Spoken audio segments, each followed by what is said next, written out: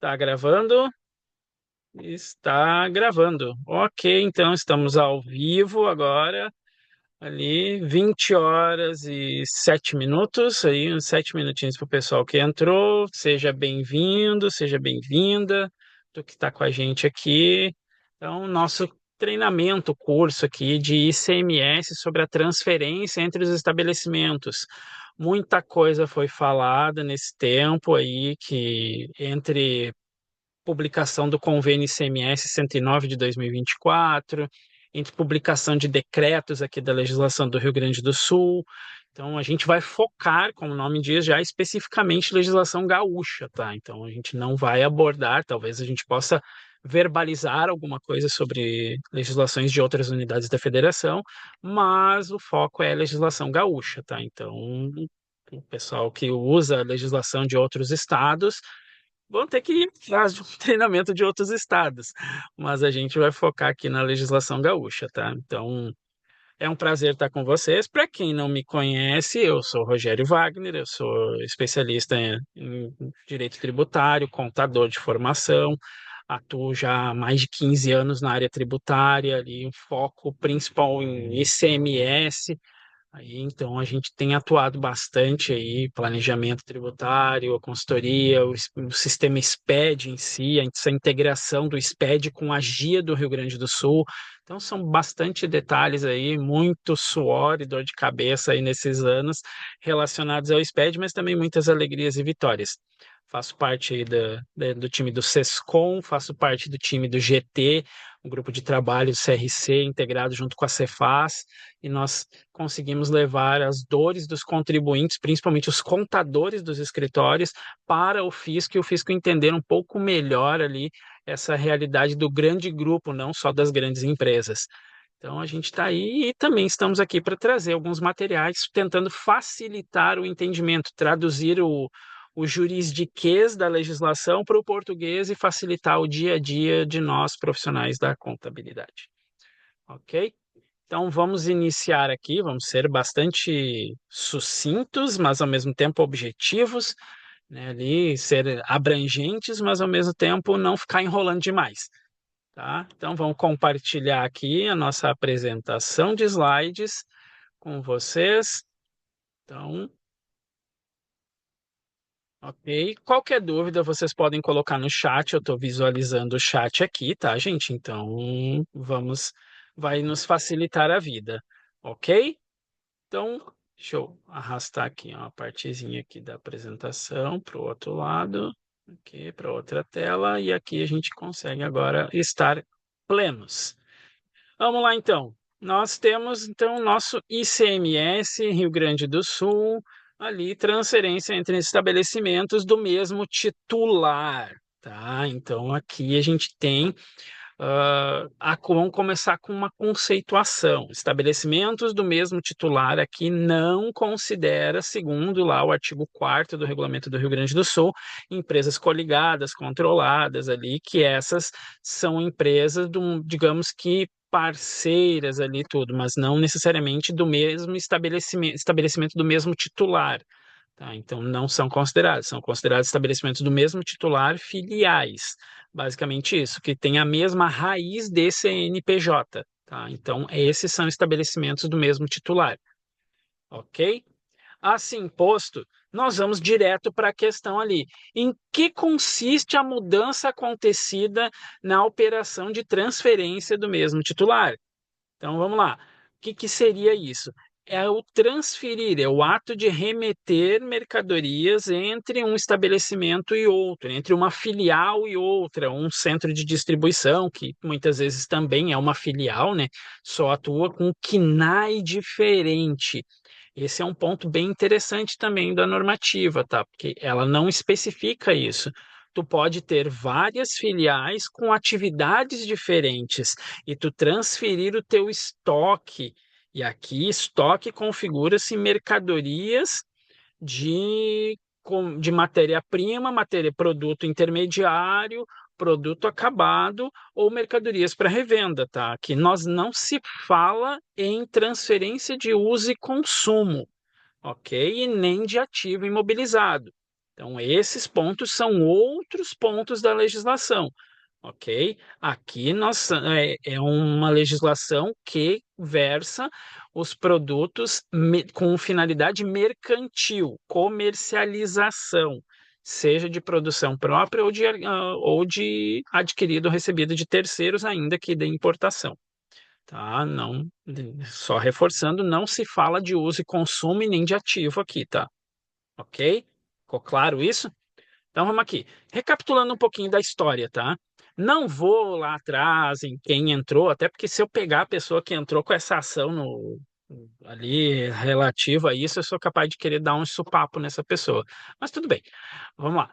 Então, houve julgamentos sobre esse tema. Alguém reclamou lá sobre a possibilidade de que não deveria incidir impostos sobre a transferência entre as filiais, ainda que em unidades da federação diferente, porque todo mundo chiava em função de que tinha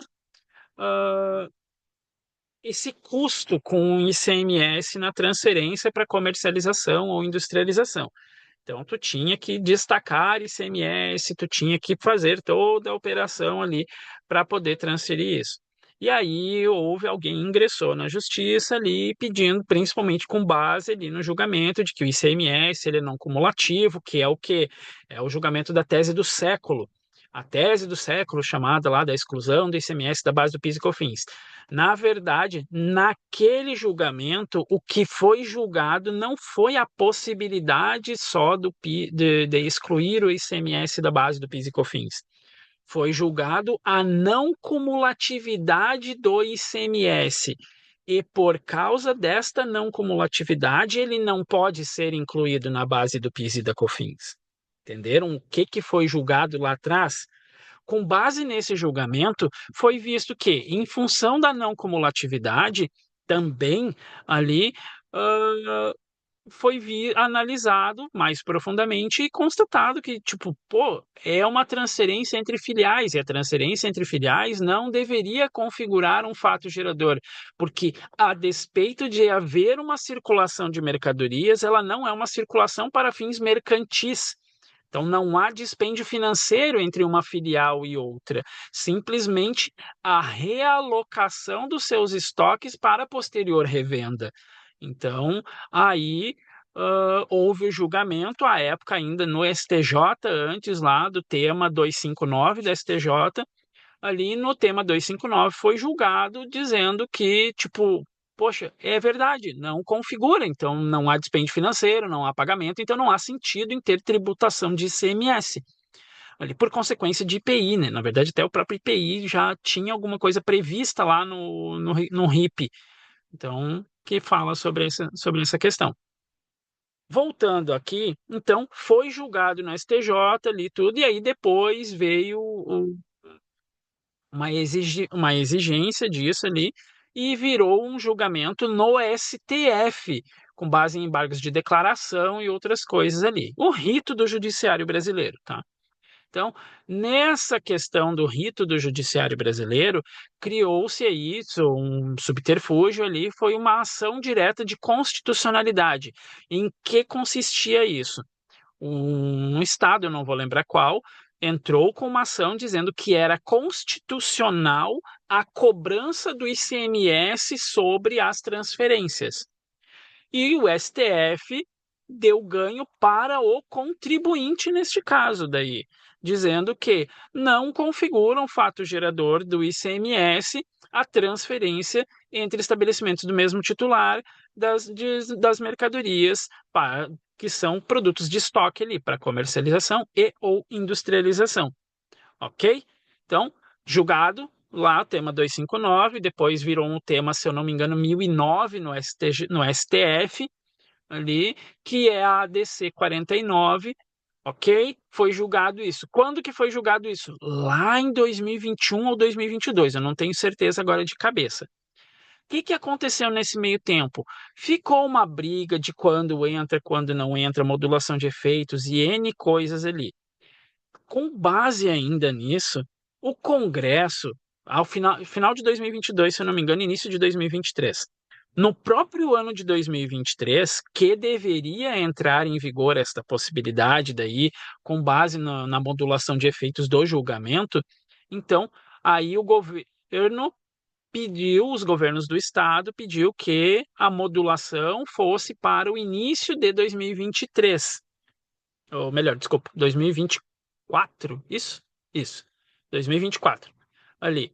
Só que nesse meio tempo, ah, a Câmara ali, o Congresso Nacional ali, eles ingressaram com o projeto, demorou pra caramba para ingressar, todo mundo achava que ia entrar em vigor sem ter lei ali, outras coisas, em função simplesmente do peso do julgamento do STF. Aí o Congresso entrou na jogada, foi posto ali um projeto de lei, foi votado, a meia toque de caixa ali e tal, as coisas, sem tanta análise mais profunda, mas foi votado. E aí surgiu a Lei Complementar 204 de 2023, que ela fez o quê? Ela inseriu na Lei Candir, que é a Lei Complementar 87 de 96, a possibilidade definida pelo STF, anteriormente pelo STJ, ali de que não configura fato gerador a transferência entre os estabelecimentos. O que, que quer dizer? Não pode incidir ICMS sobre essas operações. O fato de ser não configurar um fato gerador. E aqui eu quero que vocês prestem atenção numa coisa. É diferente o não configurar um fato gerador, é diferente de não incidir ICMS. Porque não incidir ICMS quer dizer que é um fato gerador, mas um fato gerador sobre o qual não incide. Diferentemente disso, é essa outra posição de que não é um fato gerador. Ou seja, é um ato que ocorre, mas não faz parte do rol de operações ao qual está sujeita o ICMS. Então, são coisas diferentes, tá? Então, esta foi a grande mudança que aconteceu aí a lei complementar, ok? O que, que aconteceu depois disso? Foi colocada na lei e aí começou uma certa relutância dos estados no processo de regulamentação desta mudança ocorrida agora em nível de lei, não apenas de jurisprudência, tá? Então, vamos lá. No nível de lei, passou a ser lei complementar, teria os 90 dias para entrar em vigor e, nesse meio tempo, entrou os 90 dias. Só que até então não existia o- os processos para uso regulamentado. O que começou lá no final de 2023, dois convênios ICMS que foram implantados, e ali eles protelavam o início disso. Então, tipo, não conseguimos regulamentar. Então, nesse primeiro momento, fica valendo a operação atual ali, com destaque ali até sair a regulamentação. Essa regulamentação ela foi bem paulatina, tá? Foi bem pausada. Que aconteceu nessa regulamentação?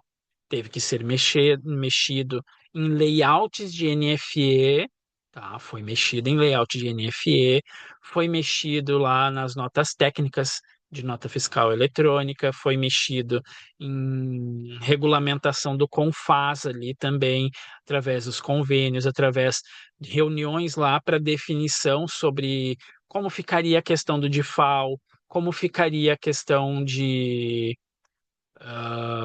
ICMS de antecipação. Então, vários pontos ali. Por mais que a lei complementar ela definisse o fato da não ocorrência do fato gerador, e isso, por consequência, não configuraria fato gerador nem para DIFAL, nem para ICMS de antecipação e nem nada desse gênero, tá? Então, ainda está. E eu aqui vou abrir um parênteses de que ah, não está bem claro ainda algumas das coisas, tá? Então, por exemplo, há uma certa exigência de que tenha uma transferência do ICMS-ST, mas se não ocorre fato gerador de ICMS, como é que vai ocorrer fato gerador de ICMS-ST? Então, tipo, é umas coisas meio estranhas, assim, sabe? Ali poderia ser através da entrada da unidade da federação, fazer uma regularização. Não, então tá meio bagunçado ainda algumas coisas, tá? Ser bem sincero com vocês, tá? Então sempre procurei jogar limpo com todo mundo, então vamos jogar limpo aqui também. Então ainda tem umas bagunças. Na regulamentação, então, o que que ela trouxe, tá? Lá no texto do convênio ICMS 109 de 2024, então, ele apresentou como ficará para aquelas empresas que querem usufruir do não configurar fato gerador ali e ter garantido por meio da Lei Complementar 204, ratificada no Convênio 109 de 2024, então, que apesar de não configurar um fato gerador, é garantido o direito à transferência dos créditos para o estabelecimento que irá receber. Tá? Então, é garantido. Qual que é a questão? No texto lá do convênio ICMS 109 de 2024, esta garantia se dá através de limitadores, tá? Quais são esses limitadores? Os percentuais de alíquota interestadual do ICMS. Quais que são eles? 4, 7 ou 12%, a depender da origem da mercadoria. Então, isso é a garantia. O que, que mais fala no convênio? No convênio fala também, eu não vou abrir o convênio aqui, explorar ele com vocês, tá? Eu vou deixar essa tarefa para vocês fazer o exercício de interpretação de texto também, e nós vamos estar depois à disposição para esclarecimento de dúvidas, tá?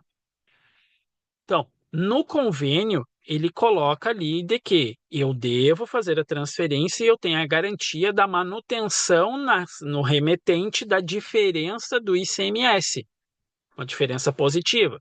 Por exemplo, comprei uma mercadoria interna com alíquota de 17% aqui no Rio Grande do Sul, ok? Ok, comprei a 17%. Vou transferir para a minha filial que fica no Espírito Santo. Muita gente tem filial no Espírito Santo por causa dos benefícios tributários. Então, vou transferir do Rio Grande do Sul para o Espírito Santo. Qual que é a alíquota interestadual? Depende. Isso, resposta padrão. Muito bem pensado. Não sei quem foi que pensou nisso, mas essa é a resposta padrão. Depende do quê? Qual a origem da mercadoria? Eu comprei aqui dentro do Rio Grande do Sul, mas a mercadoria ela é nacional com conteúdo de importação de 50%. Tá ok. Então, qual que é a origem? A origem é 4. O código de origem, não, desculpa, é 3. Tá? O código de origem é 3. Então, ali na CRT, ali, o primeiro dígito da CST, que é o dígito da origem da mercadoria, nesse caso vai ser o 3. Se é 3, então a minha alíquota interestadual é 4%. Como é que funcionará para essa pessoa que resolveu usufruir do benefício composto lá no convênio 109 de 2024, que é o quê? Não configurar fato gerador. Fica gravado isso, tá? Se eu escolhi que não configura fato gerador, posso transferir os créditos? Posso. Qual que vai ser a minha alíquota nesse exemplo que eu dei? Se o código de origem é 13, eu transfiro a alíquota interestadual. A alíquota interestadual de produto com conteúdo de importação superior a 40% é de 4%. Mas eu tive um crédito de 17, como é que eu faço? Eu transfiro 4 para minha filial do Espírito Santo e os outros 13 eu mantenho na filial gaúcha, ok? É isso que está previsto lá no convênio, tá? Então, essa é a possibilidade ali. Vai, vai fazer a transferência, não é um fato gerador, mas tu vai ter não é, ele é um destaque, mas ao mesmo tempo não é um destaque. É estranho dizer isso, mas ele é um destaque sem obrigação tributária. Tu apenas está transferindo isso. O convênio obriga os estados a fazerem acordos. E aí, meu querido, bah, tem caroço nesse angu. Vou te dizer assim, ó. Por quê?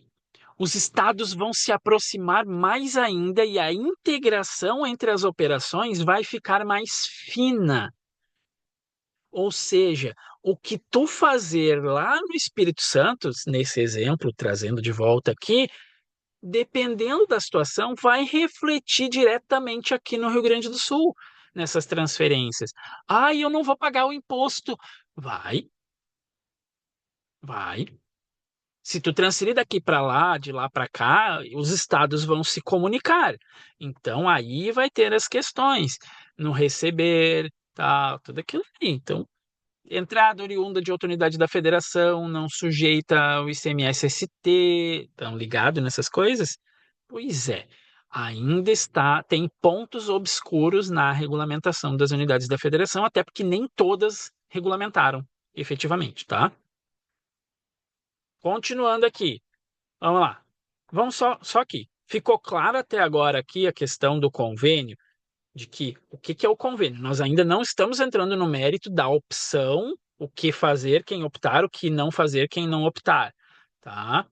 Então, a gente está falando aqui das possibilidades que a normativa, compilado a Lei Complementar 204 e do Convênio ICMS 109, elas trouxeram de novidade. Até então, acho que estamos todos na mesma página. Se não tiver, vai colocando no chat e depois a gente faz aí os perguntas e respostas, ok? Vamos lá então. No Rio Grande do Sul, como é que ficou essa bagunça? O Rio Grande do Sul, ele internalizou, tá, a legislação gaúcha por meio de dois processos. O primeiro, aprovado na Assembleia Legislativa do Estado do Rio Grande do Sul, a lei, deixa eu pegar o número dela aqui bonitinho, para que a gente consiga uh, pegar direitinho aqui. Deixa eu voltar aqui, só para pegar ela e não. Lei 16.109 de 2024, tá? Essa lei foi a lei que fez o quê? Por quê? Tá, por que que eu tô falando em lei aqui, tá, gente? A Lei 16.109, isso tá, para quem já pegou o material ali, tá na página 15, tá? Onde eu coloco as bases legais ali dessa mudança que aconteceu, tá? Então vamos lá. A Lei 16.109, ela colocou dentro da Lei 8820 de 89. Que lei é essa, Rogério, 8820? Eu nunca ouvi falar dela, eu só ouço falar do regulamento. Pois é, vamos lá. Antes de algo entrar no regulamento, tem que estar na lei, tá? Porque a Lei 8820 de 89, ela é a lei que ela regulamentou o ICMS no estado do Rio Grande do Sul. Ela é uma lei, para tu olhar, anterior à Lei Candir, mas que já vinha da lei anterior de ICMS, tá? Então, antes da Lei Candir, nós tínhamos uma outra lei de ICMS, e aí esta lei de ICM, na época, não era nem ICMS, era ICM só, não tinha o S ainda. Então, essa lei do ICM, ela apresentou essa possibilidade, ela trouxe ali tudo isso e precisava ser regulamentado, porque toda lei a nível federal precisa ser convalidada a nível estadual ou municipal, se nós estivermos falando de leis do imposto sobre serviços de qualquer natureza, tá? Então vamos lá. Aqui falando de serviços estaduais ou a circulação das mercadorias, então a Lei 8820 de 89, ela é a lei mãe do ICMS no estado do Rio Grande do Sul. Ah, mas e o regulamento? O que que faz? O regulamento, pelo próprio nome já diz, ele regulamenta a cobrança e a fiscalização do tributo, seja na sua obrigação principal ou nas suas obrigações acessórias do tributo em CMS. Tá? Então, por isso que nós temos daí o regulamento de CMS, que é o decreto 36799 de 1997, no Rio Grande do Sul. Ok? Então, bonitinho, estamos na mesma página, podemos voltar aqui. Então, voltamos. O Estado do Rio Grande do Sul, então, internalizou através da Lei 16.109 e depois, ali da Lei 16.109, ela foi sancionada, bonitinho, passou pela Assembleia Legislativa, foi sancionada pelo governador, e ali, depois disso, pôde ser feita a alteração do decreto. Que decreto é esse? O decreto 57886 de 2024. Quando que foi publicado esse decreto, Rogério? Esse decreto foi publicado em Agora me deu uma dúvida se foi novembro ou dezembro, mas foi um dos dois ali, acho que foi dezembro, no comecinho de dezembro foi publicado esse decreto, Tanto que até no convênio falava do mês de até o último dia do mês de novembro ali para fazer o aceite para 4/12, a Maíra dizendo, a Bruna dizendo 2/12, tá na média ali tudo, sei lá, tá na média. Sei, foi no início de dezembro ali realmente a publicação do decreto 57886, tá? Então, nesse decreto, ele trouxe a regulamentação ali, alterando textos do regulamento do ICMS e incluindo novos pontos no regulamento, novos artigos, novas exigências, dá para a gente colocar assim, ok? Então, ali, ele, através desse decreto, foi a orquestração, vou usar uma palavra bonita, né? Ali, a orquestração dos parâmetros que fazem a questão. E um dos pontos mencionados lá no convênio 109, tá? É na cláusula sexta do convênio que o contribuinte ele pode escolher manter por meio de equiparação as suas operações de transferência como se fossem operações tributadas. Então, isso é o conceito de equiparação para fins tributários está previsto lá no CTN, no Código Tributário Nacional. Então, essa esta possibilidade de equiparação ela está prevista, então o ENCAT e o CONFAS ali, que são dois agrupamentos de órgãos fiscalizadores, dá para a gente dizer assim. Então, através dos estados, secretarias das fazendas dos estados e a Receita Federal, que são o CONFAS, e o ENCAT, que é o Encontro Nacional ali dos técnicos fazendários, alguma coisa assim, dos agentes fazendários ali de tributação, alguma coisa assim. Eu não vou lembrar se propriamente dita a sigla em si, mas o conceito é esse, tá? Então, esses dois ali, o ENCAT através dos documentos fiscais e o CONFAS através da legislação em si, paralegal, dá para se dizer assim, parafiscal também, regulamentou isso. Na cláusula sexta do convênio, trouxe essa possibilidade de equiparar as suas transferências às operações tributadas. O que quer dizer isso? Vamos traduzir para o português? Quer dizer que manter do jeito que estava até hoje. Resumindo, é isso. Tu ter destaque, tu fazer as operações, tal, tudo isso bonitinho. Mas, todavia, porém, contudo, entretanto, o legislador gaúcho gosta de complicar a vida da gente, vide a gia, né? Então vamos lá. O que o legislador gaúcho trouxe para nós, tá? O legislador gaúcho, ele encontrou meios de incentivar eu tenho medo até de dizer assim isso, né? Depois chega lá na Cefaz isso, né? Vamos lá. Por favor, ninguém faça cortes sobre isso. Vamos lá. Ah, eles meio que deram uma forçadinha, assim, quase na livre espancada à vontade, tá? Para que as pessoas optassem pela equiparação. Como eles fizeram isso? Meu caro gafanhoto. Pois então, essa regulamentação gaúcha do decreto 57886, ela, em princípio, trouxe apenas a possibilidade, tá? Então, esta possibilidade de fazer a equiparação, trouxe a regulamentação, a inclusão dos artigos novos ali, as mudanças de conceitos lá do artigo 4º, do artigo 10, do artigo 53, não, 53 foi alterado depois. Então, ali ele incluiu lá os artigos 35A, 35D ali do regulamento. Então, ele trouxe pontos diferenciados ali na legislação. Então, ali, depois disso, veio o decreto 57931, tá? Decreto 57931, que trouxe a mudança relacionada com o quê? O bonito do diferimento, tá? Então, lá no bonito do diferimento é onde a porca torceu o rabinho, tá? Vamos aqui então. Próxima página. Vamos lá. Vamos lá então. Como eu faço? Que eu tenho que fazer? Eu tenho que escolher, né? Tenho que escolher se eu vou optar pela equiparação ou não vou optar pela equiparação. Vamos falar sobre a equiparação? Vamos ali então. Os contribuintes que quiserem, segundo o convênio 109 e o decreto 57886, os contribuintes que quiserem escolher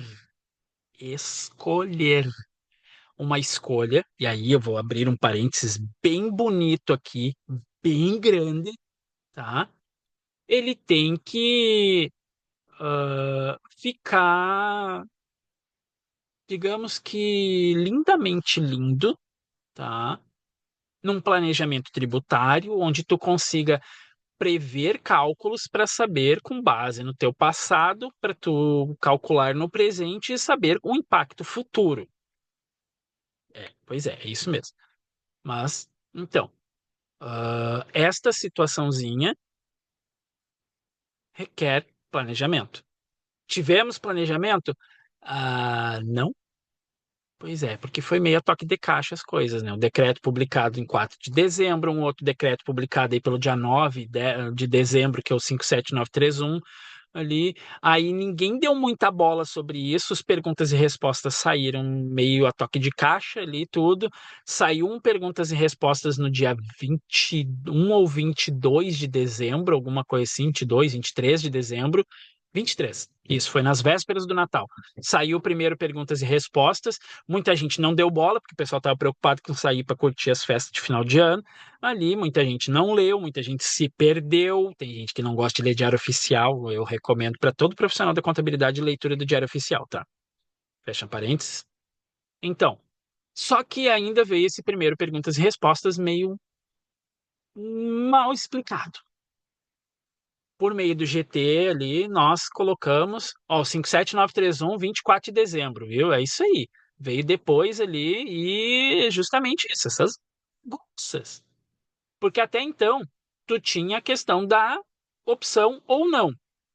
No decreto 57931, veio, digamos que assim, o enfio da faca ali, que trouxe a questão do impacto na minha tributação se eu optar ou não optar, mesmo na operação interna.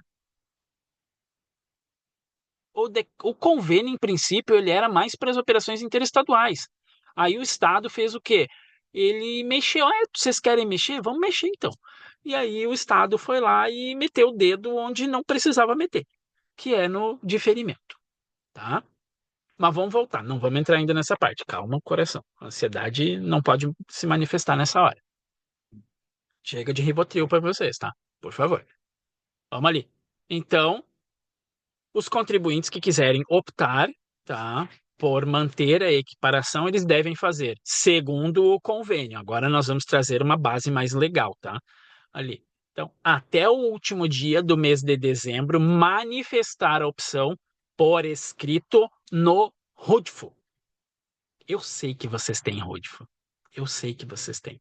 Todo mundo faz, todo mundo tá bonitinho. Mas deixa eu dizer para vocês, tem uns contadores lá na Rússia, ali, lá perto da divisa com a Coreia do Norte, lá tal.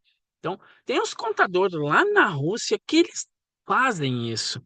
Eles estão acostumados a abrir a empresa, só manda tirar nota ali, mas vai atrás de um RUDFO, não vai atrás de autenticar as coisas ali, livro de registro de empregado, livro de registro de termos de ocorrência, livro de registro de um monte de coisa que tem que fazer.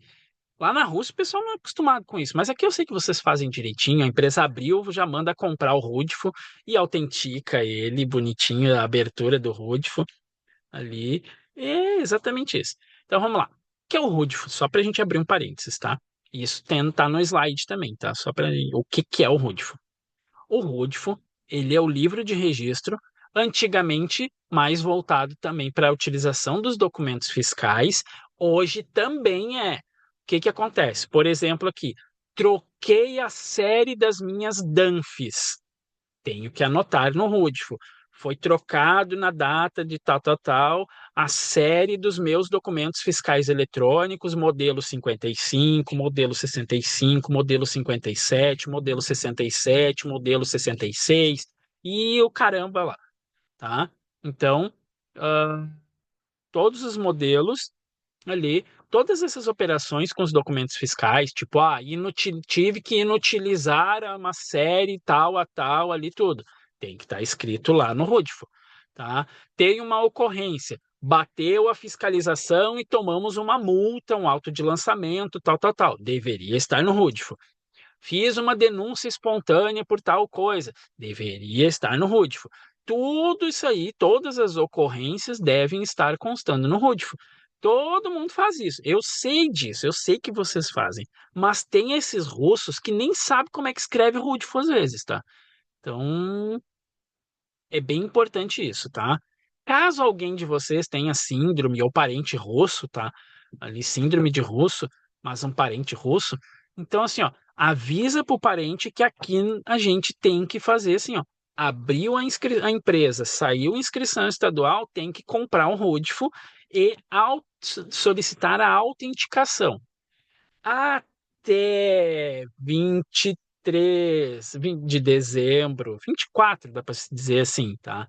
Até 24 de dezembro, o RUDIFO precisava ser autenticado presencialmente na repartição fazendária. Depois do dia 27 de dezembro, que é a publicação da lei do decreto 57931, o RUDIFO pode ser feita a autenticação de maneira online, através do protocolo eletrônico no ECAC da Cefaz Rio Grande do Sul. Tá? Então, isso é uma possibilidade que veio agora, ali no final do ano. Mas fazer uma coisa no dia 27 de dezembro, pedindo autenticação de algo, numa opção que tu tem que manifestar até o último dia do mês de dezembro para essa opção passar a valer até a partir do dia 1º de janeiro. É judiaria. É judiaria. Mas vamos lá, tá? Então, ali. Então, como é que tem que ser feito? E reparem numa coisa, tá? O texto aqui, deixa eu pegar ele aqui, vamos fazer o esqueminha aquele, cadê o laserzinho aqui? O apontador a laser aqui, ó.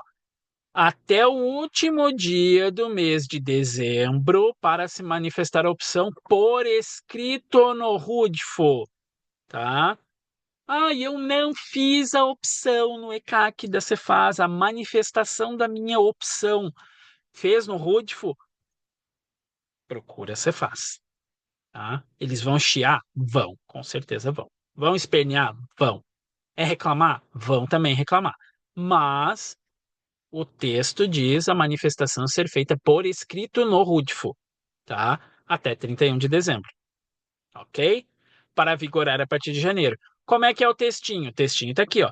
Registro em 31 de dezembro de 2024, a opção da empresa ABC Companhia Limitada, ali inscrita no CNPJ 1234567 1000 invertido 99, tá? Pela equiparação da transferência de mercadoria para estabelecimento pertencente ao mesmo titular à operação sujeita à ocorrência de fatos gerador de ICMS para todos os fins em todos os seus estabelecimentos localizados no território nacional, nos termos do parágrafo 5º do artigo 12 da Lei Complementar 87 de 96, a Lei Candir, e da cláusula 6ª do Convênio 109 de 2024. Ok até aqui? Então, tem que ser feita a opção, preenchida ela no RUDIFO, na mão grande, tá? Ali, aquela letrinha bonita, assim, bem desenhada, de pessoas que sabem escrever, não vão escrever assim, VC, tá? Transf, Merc, Stab. Então, por favor, né, gente? Vamos escrever bonitinho, tá? Ali. O que que acontece? Não fiz, sou estabelecimento único, não tenho filial, nem nada ali. Tá, beleza, não tenho filial. Quando eu for abrir uma filial, quando é que eu tenho que fazer essa opção ali pela equiparação ou não? Até 30 dias da abertura do segundo estabelecimento. Se eu abrir a minha primeira filial, eu tenho até 30 dias desta primeira filial para fazer a manifestação e dizer assim: eu quero equiparar as minhas operações com operações tributadas. Ok, vamos lá, o que mais? esta renovação, opção, ela é renovada automaticamente todos os anos até o momento em que eu disser assim, não quero mais. A partir do ano que vem,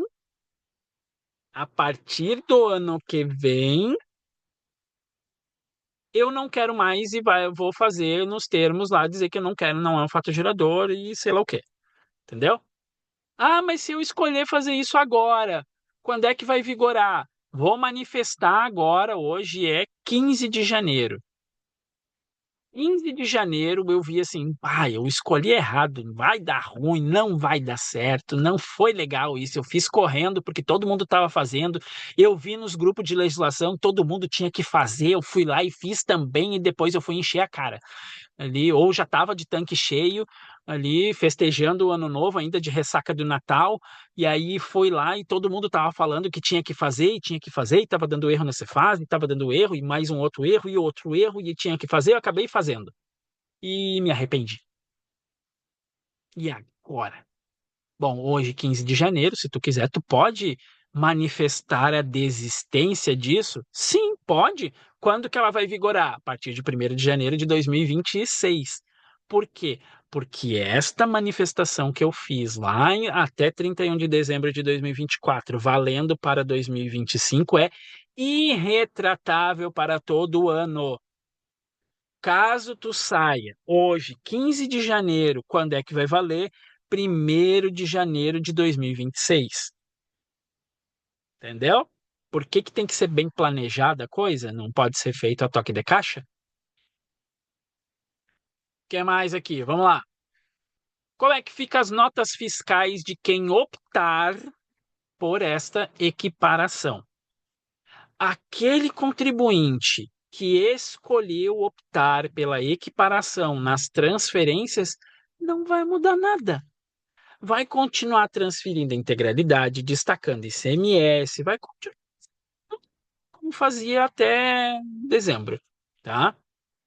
O que que na verdade vai acrescentar ali, não apenas no preenchimento da nota, tá? Vai dizer no seu documento fiscal o textinho bonitinho que consta que está aqui, ó. Olha só. Transferência de mercadoria equiparada a uma operação tributada nos termos do parágrafo 5º do artigo 12º da Lei Complementar 87/96 e da cláusula 6ª do Convênio ICMS 109 de 2024.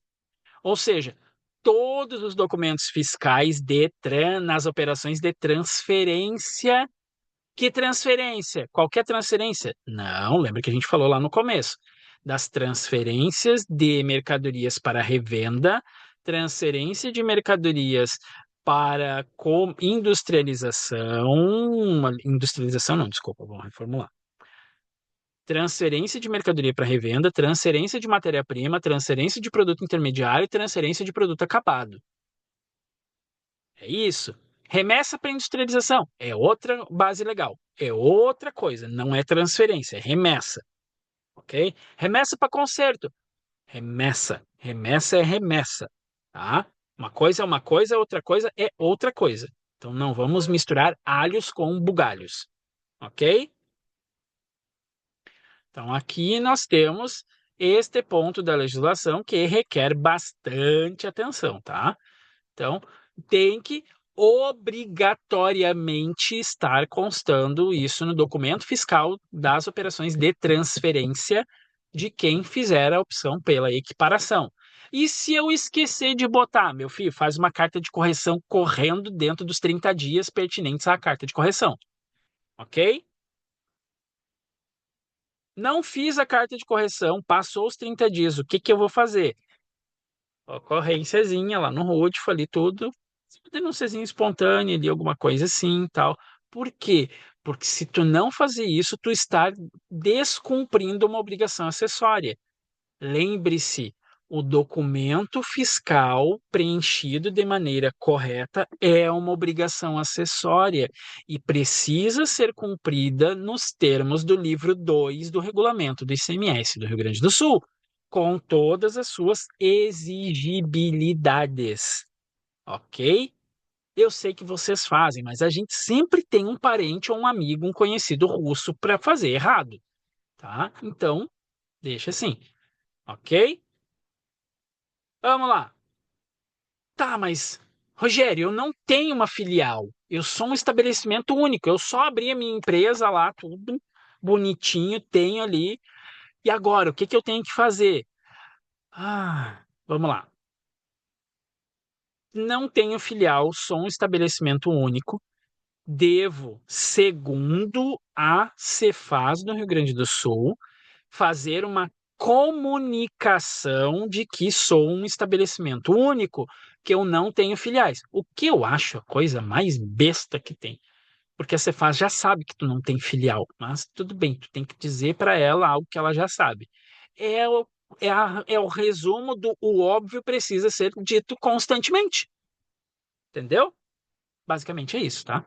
Vamos lá. Então, assim, é um procedimento que tu tem que fazer lá no ECAC, no mesmo lugar onde tu manifesta a opção pela equiparação, tu vai lá e diz assim: eu sou um estabelecimento único, não possuo filiais em nenhum lugar do país, tá? Ah, Rogério, mas eu não tenho filial em outro estado. Tenho que fazer? Sim, tenho filial, eu tenho transferências entre estabelecimentos do mesmo titular, entendeu? Independente de se todas as minhas filiais forem dentro do território gaúcho.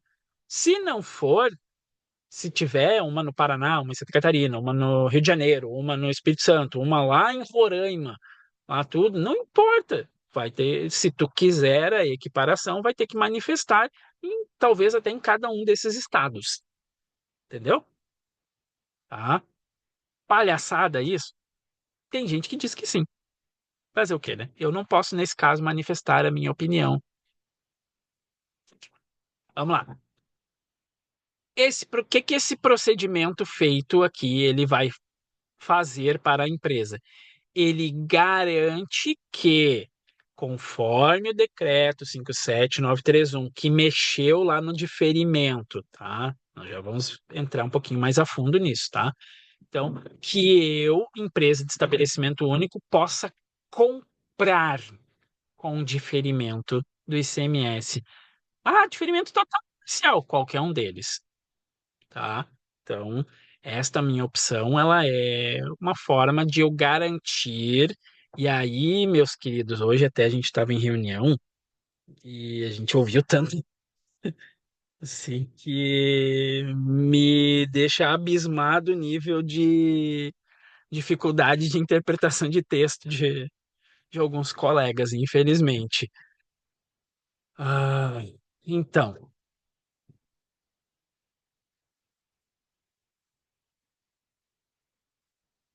teve gente de empresa grande dizendo que assim, eu não posso mais vender com diferimento agora desde 1º de janeiro. Nada a ver uma coisa com a outra, assim, tá? Porque os efeitos são só a partir de 1º de abril, tá?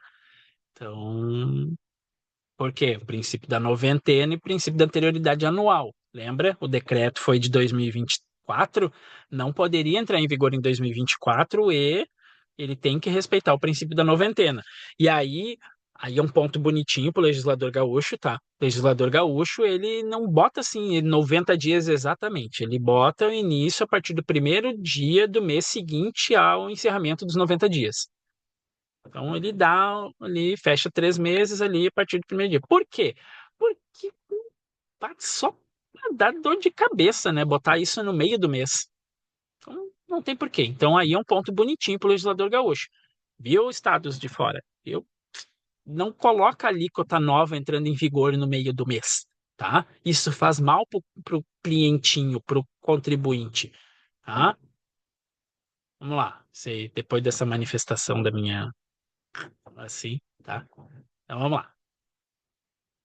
Essa comunicação, quando que ela tem que ser feita?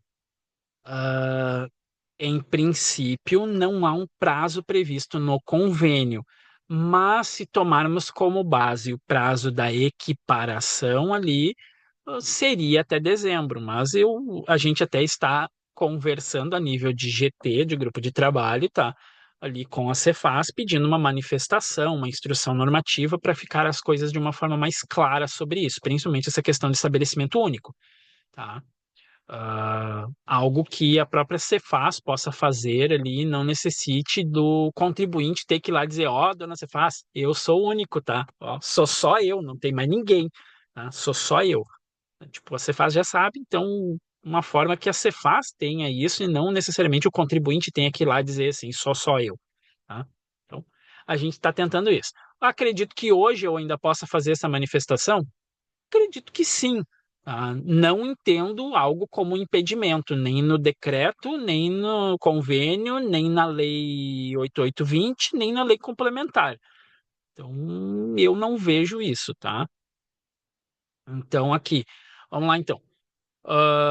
A comunicação deve ser manifestada no ECAC da Cefaz, tá? O prazo, em princípio, uma leitura mais conservadora, no mesmo prazo da opção pela equiparação, ou seja, até 31 de dezembro, tá?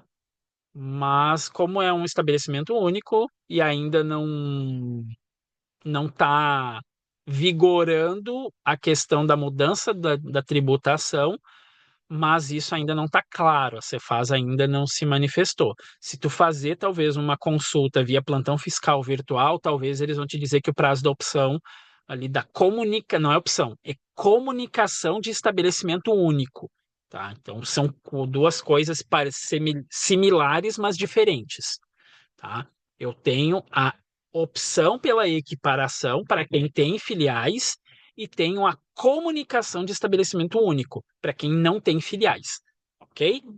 Tá? Então, é isso aí em princípio. Ai, Rogério, eu sou uma empresa optante do Simples Nacional. Tenho que fazer isso? Ah, não, nem quando o Simples destaca ICMS na transferência. Não destaca, meu bem. Então, não há o que se falar disso para a empresa do Simples. Tá? Então, isso vale para as empresas da categoria geral. Geral, tá? Não há o que se falar em Simples nesse caso. Ok? Para que se tenha certeza quanto à possibilidade do diferimento incidir na operação, tá? Por que que eu estou frisando essa questão?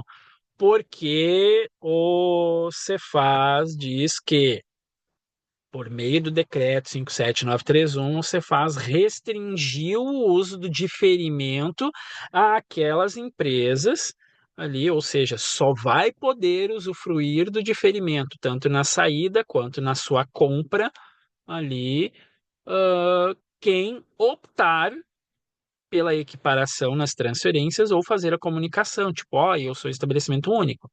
Quem não fizer isso não vai poder comprar com diferimento e nem vender com diferimento, mesmo que o comprador tenha feito a opção. Mas se eu não fiz, se estamos falando de duas empresas da categoria geral, o meu cliente fez a opção, eu não fiz. Meu cliente vai dizer, eu posso comprar com diferimento, mas eu vou dizer, eu não posso vender, porque eu não optei. Então, eu não posso vender para ele com diferimento. E tem muita gente aí já aumentando preços ali em função do seu custo ali de não ter mais o diferimento na operação e muita gente não está vendendo mais com diferimento também.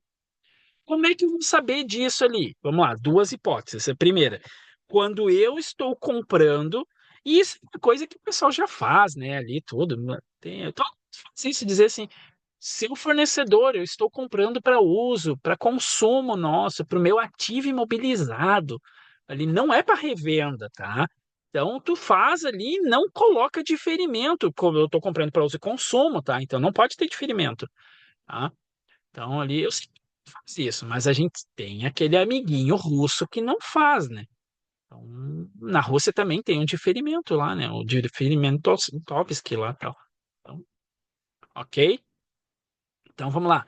Eu, comprador, posso dizer para o meu fornecedor, ó, eu optei pela equiparação e então eu fiz a comunicação de estabelecimento único na Cefaz, tá? Beleza? Beleza, beleza. Vai sair com diferimento a tua notinha. Tu tá comprando para revenda, né? Tô comprando para revenda. Ok, perfeito, tá? Se o comprador não disser isso, não vir a falar, o fornecedor, ou seja, quem está vendendo a mercadoria, deveria, e aqui vamos ao futuro do pretérito, né? Deveria fazer antes da venda a consulta do cadastro lá no portal da Cefaz, a consulta pública. E aqui eu tenho um itemzinho, tá? Que este itemzinho, cadê meu mouse? Aqui eu vou tampar ele, tá? Este item está abolido, porque hoje nós verificamos e está disponível na consulta pública lá de que optou pelo convênio 109, ok? Então, agora está disponível lá dizendo assim, sim, tanto pelo convênio 109, sim, tá, só está dizendo isso. Mas lá está disponível na consulta pública agora de que a empresa fez a opção, no caso, né? Ok? Deixa eu ver aqui, tem duas perguntinhas aqui. A Maíra colocou. Maíra, não sei, desculpa a pronúncia correta, tá? Ali, acho que é Maíra. Ali, a Mayra perguntou quando que tem que ser feito isso, a comunicação de que é um estabelecimento único. Como eu falei, em regra geral, deveria ser lá no mesmo prazo da equiparação, mas o convênio não fala de um prazo para a comunicação de estabelecimento único. Comunicação de estabelecimento único, ela é um requisito meio que, não digo criado, mas e isso, pela Cefaz no Rio Grande do Sul, tá? Ah, então, acho que ainda talvez dê tempo, né, de tu tentar fazer essa comunicação de estabelecimento único. E a Giovana perguntou que ainda é possível fazer essa opção? Vai na mesma linha, né? Tu, tu até pode tentar, né? Mas a opção não digo, mas a comunicação de estabelecimento único, né? A opção, lembra que a gente viu no slide anterior, ela é no RUDFO, a caneta, a canetinha ali no RUDFO lá, tu escrever ali, e aí depois talvez tu fazer via protocolo, alguma coisa no portal da Cefaz que tu fez. E aí lá no teu RUDFO tu vai estar datado e assinado de 31 de dezembro, tá? Então, acredito que seja isso. A Cefaz pode encrencar com quem não tem o termo, digamos que o termo de abertura autenticado do RUDFO ali, ou a autenticação do RUDFO ser posterior à minha opção, pode encrencar, tá? Não vou mentir para vocês, ela pode encrencar. Ali dizer assim, tu acabou de comprar e não fez lá na época e tu tá fazendo agora e vem querer me dar um tchalalá. É, pode. Muita gente vai fazer isso? Com certeza. A gente sempre tem os amigos russos, né? Então, ah, no FAQ não tem essa orientação de maneira clara. O FAQ ele já foi atualizado umas 3 ou 4 vezes ali e tudo a pedido da gente, tá? Então, tá difícil o FAQ desse termo aí ainda ser fácil, tá? Entre vão ter que prorrogar isso e prorrogar, tem muita água ali, tá? Até porque assim, a opção pela equiparação está prevista no convênio. Então, teria que mudar o convênio, tá? E aí é uma coisa a nível de CONFAS. Então, tem coisas que existem limitações no regramento ordinário da coisa, tá? Então, tem coisas que fica mais difícil. Mas essa questão da comunicação de estabelecimento único, eu acho que é bem possível e talvez até plausível de que a Cefaz ela estenda essa comunicação, pelo fato de tu não ter ali e existir previsto no convênio um prazo daí sim para eu manifestar a opção quando eu abrir um segundo estabelecimento. Então, acho que poderia ser a qualquer tempo a comunicação de estabelecimento único. Então, vamos lá. Isso é uma forma de obrigar? É uma forma de obrigar. Por isso que eu disse, meio na livre espancada à vontade. Assim, tudo de fazer as pessoas optarem pela equiparação. Tá? Vamos aqui. E quem não optou? E agora? Quem não optou, tá? Ou quem não quis optar, tá? Quem não quis optar, fica bem claro isso, tá? Tem gente que não quis optar. Então, ou que perderam o prazo para opção deverão tratar as suas operações, deverão estar tratando as suas operações, ou melhor, desculpa, vamos lá, deverão tratar as suas operações a partir de quando? 1º de abril de 2025. Até 31 de março segue a vida como era. A partir de 1º de abril de 2025 ocorrerá esta mudança. Ah, e agora eu ainda posso comprar com diferimento? Sim. Se reterem, não quiserem fazer o diferimento alegando isso, estão errados. Tu pode e deve recusar o documento fiscal por ele estar inidôneo com a legislação. Tá? Então, hoje, até 31 de março, eu não fiz a opção. Tem tempo de se preparar depois ali, tá? Mas até 31 de março, sim, pode e deve vir ainda ao abrigo do diferimento. Tá ok? Isso está previsto na legislação. Tá? Beleza? Mas que operações são essas? As operações de transferência.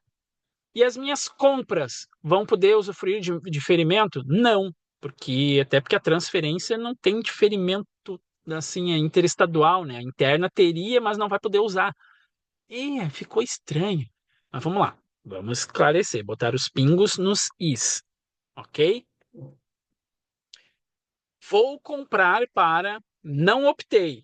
Estou no dia 1º de abril de 2025. Não fiz a opção lá em dezembro, ok? Vou comprar dia 1º de abril. Parece mentira, mas é verdade. Em 1º de abril, eu estou indo fazer uma compra de uma mercadoria para revender. Teria diferimento? Até 31 de março, sim. A partir de 1º de abril, o que, que o carinha lá vai ter que olhar? Ele optou sim ou não? Não. Então, não tem diferimento para ele ali, tá? Ele não vai ter diferimento. Mas vai chegar o fulaninho lá que optou. Então, o fulaninho lá, a venda para ele vai ter diferimento, sim, porque eu também optei. Eu, vendedor, tá? No caso aqui. Entenderam? É isso que vai acontecer. Eu, vendedor, ah, optei. O cara que vendeu para mim não optou. Ele não pode vender para mim com diferimento. Simples. Aí é outra história, não vai ter diferimento mesmo. A saída do simples não tem diferimento. Tá? Até aqui, estamos todo mundo na mesma página? Tá claro igual a água da garrafa mineral ou tá claro igual a água do Guaíba? Vamos lá então. Para quem é de fora do estado, tá? O Guaíba, ele não tem uma cor muito bonita, tá? Vamos lá. Ah, vamos voltar aqui. Quem não optou, não vai, vamos só reforçar, não poderá nem receber e nem remeter com diferimento do ICMS mencionado lá no livro 1, artigo 53 e no livro 3 do regulamento do ICMS, tá? Então não pode. E se eu não optei, como é que fica os meus benefícios fiscais? Nós já vamos falar sobre isso, tá? Então, já vamos falar sobre isso. Nos termos do convênio 109 de 2024, a empresa que não optar pela equiparação pode transferir os créditos? Pode. Os créditos da sua aquisição, ela pode transferir. Entretanto, vai ser limitado aos percentuais das operações interestaduais. E se for interno, 17%, ou 12%, ou 25%, aí dependendo da alíquota do seu produto, tá? Lembrando que no Rio Grande do Sul não existe alíquota de 7%, tá? Só para deixar bem claro, porque ainda tem umas pessoas que acham que tem. Tá? Não existe alíquota de 7% no Rio Grande do Sul, tá? Na operação interna eu estou falando, tá? Não estou falando da saída interestadual para Norte, Nordeste, Centro-Oeste ou Espírito Santo, tá? Estou falando da operação interna. Interna não existe 7%, tá? Existe carga tributária equivalente, que aí é redução de base de cálculo, mas isso é outra coisa, tá? Que não vai se aplicar às transferências. Vamos ali então. Como é que eu vou saber então como regrar a minha operação? Livro 1, artigos do 35A ao 35D. Isso foi incluído por meio do decreto 57886. Ele criou esses novos artigos no regulamento ali, onde eles regram, tá? Eles fazem a regra desta operação de transferência para os contribuintes que não optaram ou não quiseram optar ali pela equiparação às operações tributadas. E tem gente que realmente vai querer isso. Vou te dizer que tem, tá? Porque tem louco para tudo. Então, desde o cara que, não, eu quero isso, não, eu não quero isso. Então, tem ali e vai ter, tá? É bem comum isso. Então, esse textinho tá bonitinho, ele está nos materiais, tá? Que a gente colocou lá na plataforma do Simpla. Ali tem lá um materialzinho bonitinho que eu tirei do regulamento ontem à noite para ficar mais fresquinho possível ali para vocês. Então, o artigo do 35A ao 35D do livro 1 do regulamento do ICMS está disponível para download lá nos materiais no portal do Simpla, tá? Quem não conseguir, depois me avisa que a gente manda para vocês, tá bom? Ali, mas qualquer coisa é só entrar lá no regulamento do ICMS, portal da legislação, que vai estar lá, tá? É o mesmo textinho. Aqui então, vamos lá. Como é que vai ficar os documentos fiscais para quem não fez a opção, tá? Quem não fez a opção, deixa eu ver aqui só se eu peguei certinho. Deixa eu ver. Ih, eu inverti a coisa. Deixa eu ver. Não, não, tá certo, tá certo, tá certo, tá certo. Quem não fez a opção na operação interna, vamos lá então, na nota fiscal eletrônica, e aqui, por favor, tá? Não me inventem de querer fazer nota fiscal ao consumidor eletrônica para transferência, tá? Nem pode, nem passa isso, né? Vamos lá? Mas o óbvio também precisa ser relembrado, tá? Vamos lá, então. Natureza da operação vai ser transferência de mercadoria, estabelecimentos do mesmo titular, natureza da operação. Lá nas informações complementares, informações adicionais de interesse do fisco, presta atenção na tag do XML, tá? Vamos aqui, ó. Tá? Vamos botar aqui o nosso laserzinho, tá? Então, operações de interesse do fisco. Isso aqui é um campinho que vai sair lá nas informações complementares. Dentro do grupo de informações complementares na nota fiscal eletrônica, existem dois tipos: as informações adicionais de interesse do contribuinte e as informações adicionais de interesse do fisco. Na ADFisco, INFIADFisco, vai ter que estar lá, procedimento autorizado conforme o convênio 109 de 2024. O CFOP, qualquer um dos CFOPs do grupo 5150. Por que 5150? 5 porque é uma operação interna, tá? Então, qualquer um deles, tá? Pode ser transferência ali, lá, vai estar lá, 5151, 5152, 5153, 5154, algumas coisas assim, tá? Mas está dentro daquele grupo. Tu pode notar que não tem 55 tal. Então tem que ter esse cuidado ali, tá? A CST 90. Por que vai usar a CST outras? Porque ele não constitui fato gerador do ICMS. Por isso, 90, tá? Na operação interna, basicamente, tu praticamente não vai transferir o crédito. Se tu quiser, tu pode até transferir, mas vai usar outros campos para isso, tá? Que daí tu vai usar a TSC, tá? Que daí é outra história na operação interna, tá? Na operação interna, tu pode transferir via TSC. O que é TSC, Rogério? Transferência de saldo credor. Por isso que na operação interna tu não tem o preenchimento aqui. Desculpa, o meu cachorro tá latindo, talvez vocês vão estar ouvindo no fundo aqui, tá? Vamos lá então. Base de cálculo, alíquota e valor do ICMS, tudo zeradinho, bonitinho, tá? Na operação interna, ficou claro? Todo mundo entendeu? Tá bonito? Pode dizer aí no chat se tá bonito, tá? Se entenderam ou não. Vamos para a operação interestadual de quem não optou pela equiparação. Lembrando, tá? Não optantes pela equiparação. Mesma natureza da operação, mesma informação adicional, muda o quê? O grupo do CFOP para 6, por ser uma operação interestadual.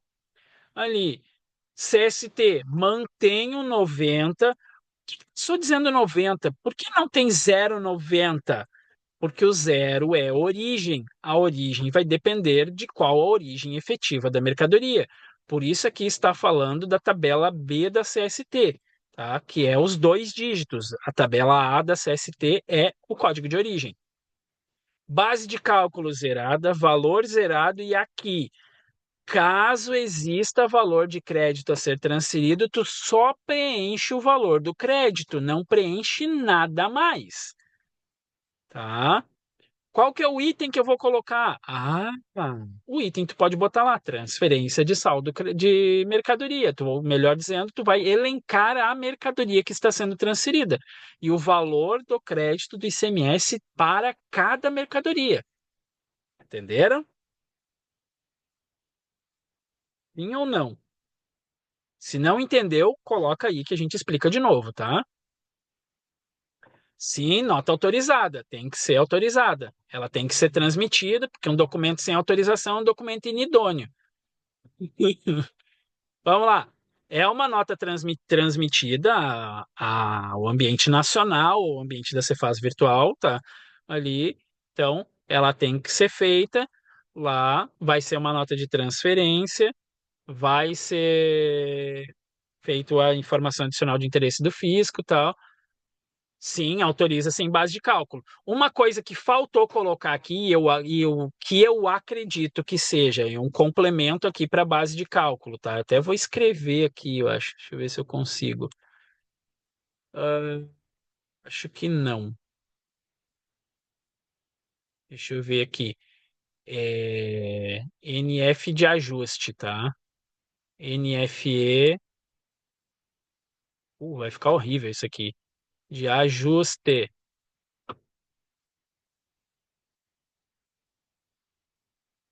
Vai ficar bizonho isso, mas vamos lá.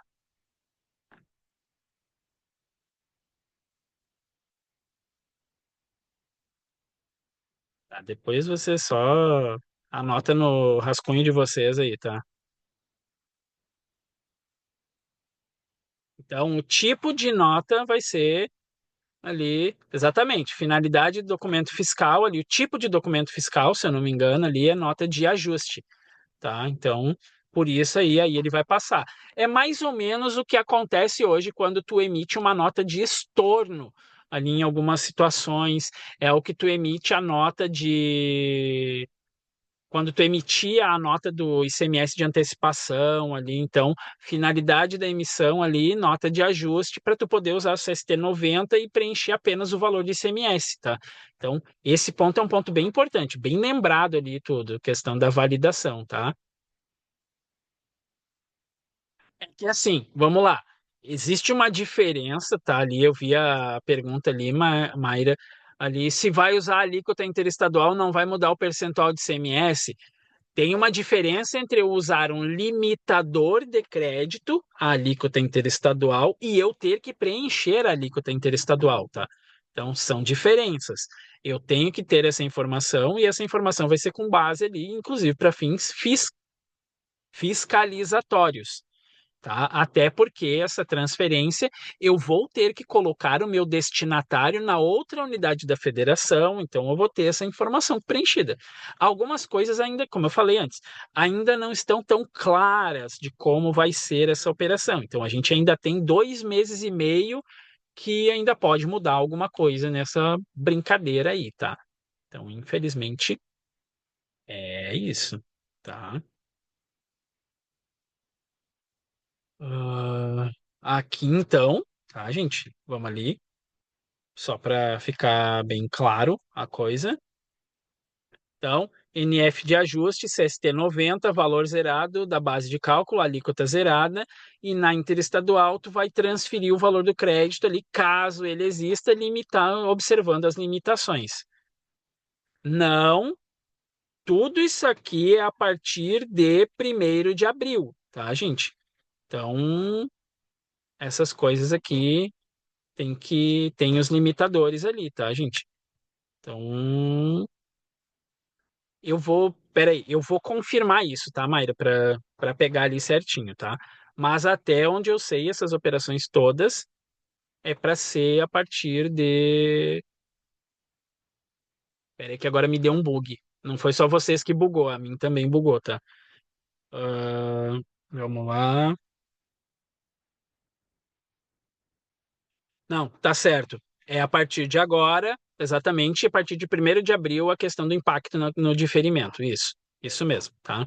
Então, sim, já agora eu já posso fazer essa transferência, observado as limitações previstas no convênio. Nota a partir desde 1º de janeiro, para quem fez a opção pela equiparação, tem seguindo a base antiga. Para quem não fez a opção pela equiparação, segue a informação nova, tá? Do formato do documento fiscal, tá? Então é isso mesmo, tá? A nota já está em vigor, diferimento, impacto na tributação a partir de 1º de abril. Quando tem operação sujeita a ST, isso aqui é uma outra coisa que tá dando uma dor de cabeça, assim, em muita gente, tá? Então vamos ali. Ah, as transferências. Calma, já vamos chegar lá no formato para quem optou. Primeiro vamos falar tudo de quem não optou. Depois a gente vai para quem optou, tá? Vamos ali. Para quem não optou, as operações sujeitas a ST, tá? Dos produtos sujeitos a ST. E agora aqui a gente relembra que o Estado do Rio Grande do Sul está em um processo de desembarque da substituição tributária. E aí, meu amigo, minha amiga, meus queridos, se o produto no Rio Grande do Sul não é mais sujeito a ST, e aqui vamos colocar, por exemplo, as autopeças, que foi o último grupo que saiu, tá, da substituição tributária. Nas autopeças, por exemplo, eu tenho aqui no Rio Grande do Sul e eu tenho uma filial em São Paulo. São Paulo Autopeças ainda é ST. Se eu transferir daqui para a minha filial de São Paulo, tem que ter ICMS ST. Eu não optei. Não importa, porque não há ST na operação interestadual entre Rio Grande do Sul e São Paulo para autopeças. Por quê? O Rio Grande do Sul não, ele denunciou os protocolos, então não tem. A regra de incidência da ST não mudou, tá? E aí, por isso que a nota 5 aqui nas operações interestaduais, tá? Vamos lá. Nas operações internas, não há imposto próprio para debitar no valor da substituição tributária. O que quer dizer isso aqui? Se o produto for sujeito a ST na transferência interna, tá? Tu ter que fazer, tá? A operação interna, a ST, na verdade, na interna não vai ter destaque, né? Vai ser esse ST 60, porque está tudo dentro do Rio Grande do Sul. Lembra que o fato gerador presumido da ST recolhida anteriormente é para que a operação ao consumidor final ocorra dentro do território gaúcho, independente de qual filial minha faça. Se todas as minhas filiais forem aqui, independente de qual delas eu fazer, vai estar no Rio Grande do Sul. Então, a minha transferência interna ali, ela é CFLP 5409, ali, CST 60. Tá? Por quê? Porque o ICMS é recolhido anteriormente por ST. Então, não há o que se falar em transferência de valores ali. Agora, o produto, eu tenho uma filial, eu sou um substituto tributário. Aí é outra história. Tá? Se tu é substituto tributário, aí é outro departamento. Tá? Nas operações interestaduais, vamos lá. O que que diz lá no artigo 37 do livro 3, tá? Aqui, então, ele diz aqui, ó. Na hipótese de remessa interestadual de mercadoria entre estabelecimentos da mesma empresa, em que o remetente esteja na condição de substituto tributário para fins do cálculo do ICMS devido, deverá ser deduzido o ICMS destacado na nota de transferência. Que ICMS destacado? Esse aqui, ó. Ó. Opa, peraí. Então, esse ICMS aqui vai ser deduzido da base do valor do ICMS-ST, tá? Então, se eu não fiz a opção, estou transferindo crédito numa operação sujeita a ST ali, então eu vou ter que ali, se eu vou ter o ICMS destacado, esse ICMS destacado ele é dedutível para fins de cálculo do ICMS-ST na transferência também. Que vocês lembram, né?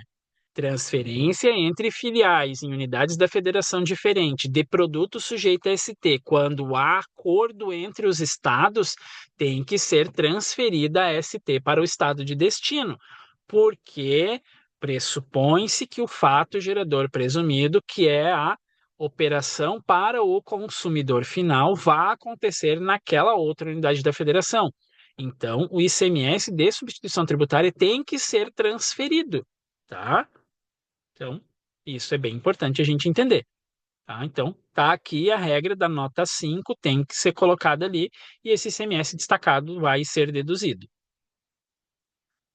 Ficou fácil, entendemos, não entendemos na operação da transferência de um produto sujeito a ST? Sim, não, talvez. Se alguém quer que explique de novo. Cri, cri, cri, cri, cri, cri. Então tá bom, beleza. Vamos ali então. E os benefícios fiscais? Como é que vai ficar os benefícios fiscais ali? Vamos lá então. Para quem optou, tá? Não há alteração alguma nos benefícios fiscais, tá? Pertinentes às operações de transferência entre os estabelecimentos, tá? E aqui estamos falando de transferências internas ou interestaduais, ok? Principalmente interestaduais. Na transferência interna, vai continuar existindo diferimento na transferência interna, ou seja, transferência dentro do Rio Grande do Sul, vai continuar existindo diferimento para quem fizer a opção. Tá? Para quem fizer a opção também, na operação interestadual, se eu tenho um produto que é isento do ICMS, que tem base reduzida, eu vou continuar usando a isenção ou a redução de base na transferência. Então, e aí, lógico, conforme as informações previstas lá no livro 1, artigo 9 ou livro 1, artigo 23. Tá? Então, que são as bases da isenção e da redução de base de cálculo, respectivamente. Ok? Para quem não é optante, isso aqui foi uma coisa que trouxe muita dúvida e fez muita gente optar pela equiparação na livre espancada à vontade, tá? Ali, que é o quê? O medo de não poder usar os benefícios fiscais. E aqui entre nós, tá? Só entre a gente, tá? Não duvido que tenha sido proposital o texto da primeiro FAQ que saiu, tá? De para induzir o contribuinte a fazer a opção com medo de não poder mais usar isenção, não poder usar mais redução de base de cálculo, porque foi isso que foi divulgado de certa forma. Se não optasse pela equiparação, tu não poderia usar nenhum benefício fiscal. Aí a gente foi atrás, questionou eles e aí eles mudaram o FAQ. E aí botaram que esse impedimento de quem não optar pela equiparação ao uso dos benefícios fiscais, e aqui falamos de isenção ou redução da base de cálculo, só está impedido o uso desses benefícios nas operações de transferência. Nas operações de venda, continua valendo, nas operações ali, operação de venda ali, tal, continua valendo a isenção ali nas remessas, quando for pertinentes as remessas. Então, continua valendo a isenção e a redução de base de cálculo. Então, aqui daí eu coloquei, ó, só para a gente relembrar. Crédito presumido não se aplica nas operações de transferência. Então, não precisamos mencionar que, optando ou não vai afetar o crédito presumido, tá? Então, porque transferência não é fato de crédito presumido. Até porque o crédito presumido tem a ver com a operação mercantil que seria direito ao crédito. É, mais ou menos isso. Então vamos lá. Flávio Escopel perguntando para a gente aqui. Para quem optou, a emissão da nota permanece igual? Sim, com a exceção de que tem que complementar o fato de, nas informações complementares, de tu dizer ali, eu fiz a opção. Basicamente isso. Tá? Mas conforme o textinho que a gente mencionou antes ali, tá? Operação interna com diferimento interestadual conforme a alíquota.